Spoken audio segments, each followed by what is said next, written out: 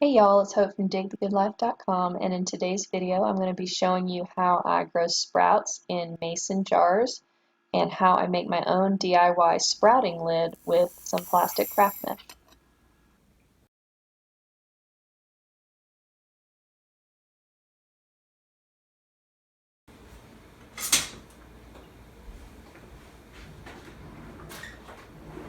Okay, so I've got my scissors, I've got my marker. I've already made my wide mouth sprouting lid, so you can see that all I have here is just I've cut out a circle that fits on top of a wide mouth jar out of this fine craft mesh. You can get this at most craft stores or Walmart or order it.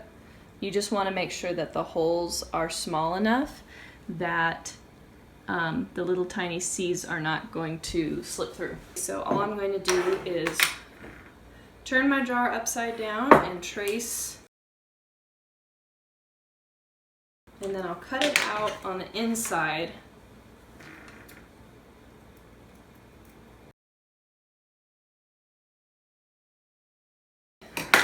Now let's see if it fits. Ooh, I marked on my jar, and if you mark on your jar, there's something you can do about that. It's called a magic eraser sponge. Ta-da! All clean. Okay. Yep. Alright, awesome. So I've got my lids. Okay, so now we're ready to sprout.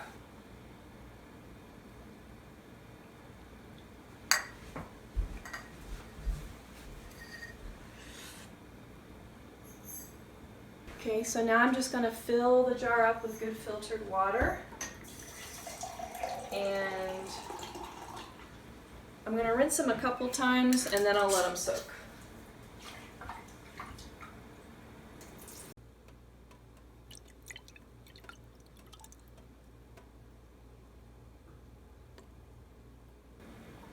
Use some good clean filtered water.